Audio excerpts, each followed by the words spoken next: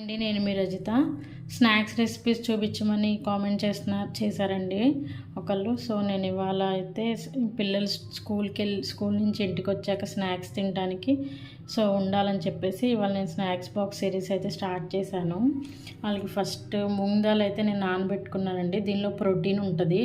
So వాళ్ళు అక్కడ ఆడి అలిసిపోయి చదువుకొని వస్తారు కాబట్టి ఎనర్జీ రావడానికి అండ్ ప్రోటీన్ అందడానికి నేను మూంగ్ దాల్ వడ అయితే చేయబోతున్నాను. ఫస్ట్ వచ్చేసి సో మూంగ్ దాల్ కోసం నేను ఎక్కువ క్వాంటిటీ కావాలనుకుంటే ఈ గ్లాస్తో నేను తీసుకున్నానండి. కొంచెం తక్కువ వడలే కావాలనుకుంటే హాఫ్ పోర్షన్ అయితే సరిపోద్ది. మీ రిక్వైర్మెంట్ని బట్టి చూసుకోండి. అయిపోయిందండి, మన ఫ్రూట్ కస్టర్డ్ అయితే అయిపోయింది. కొంచెం ఫ్రిడ్జ్లో పెట్టుకుంటే సో పిల్లలు వచ్చేప్పటికి వాళ్ళు తింటారు. చల్లగా ఉంటుంది అండ్ బాడీ కూడా కూల్ అవుతుంది. ఈలోపు మనం స్టవ్ ఆఫ్ చేసేస్తున్నానండి. అండ్ ఈలోపు మనం ఇదైతే మిక్సీ పట్టేసుకుందాం. పెసలు నానబెట్టుకున్న పెసలు ఇవన్నీ వేసి కచ్చాపచ్చగా రుద్దుకోవాలండి. అండ్ కొంచెం ఈ నానబెట్టిన పెసలు కొంచెం క్వాంటిటీ ఒక సపరేట్ గిన్నెలో పెట్టుకోవాలండి. అవి మనం పిండి కలిపేటప్పుడు ఆ నానబెట్టిన ఈ పెసలు వేయడం వల్ల పెసరపప్పు అవి కరకరలాడుతాయండి. సో కొంచెం నానబెట్టిన కొంచెం క్వాంటిటీని తీసి పక్కన పెట్టుకుని మిగతాయి ఇలా అయితే మిక్సీ చేసేసుకున్నామండి. అవన్నీ యాడ్ చేయాలి. ఆనియన్, కొత్తిమీర అండ్ గ్రీన్ చిల్లీ ముందే వేసేసుకోవాలి. కొంచెం కరివేపాకు కూడా యాడ్ చేసుకోవచ్చు.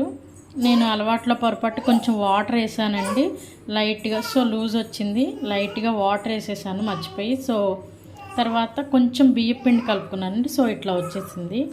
సో మనమైతే వేసుకుందాము వడని.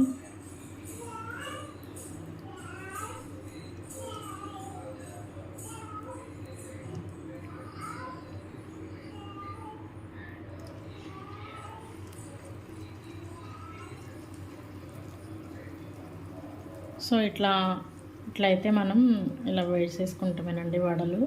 అయితే వచ్చాడండి. సో టేస్ట్ చూసి ఎట్లా ఉందో చెప్తాడు.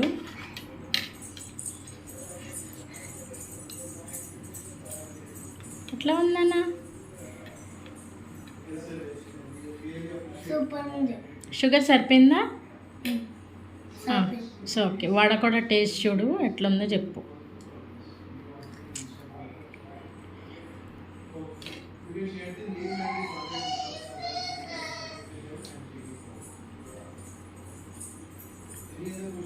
ఓకేనా? సరిపోయిందా? Okay, thank you. ఇదేనండి ఇవాల్టి వ్లాగ్. సో ఇంకేమన్నా రెసిపీస్ కావాలంటే నాకు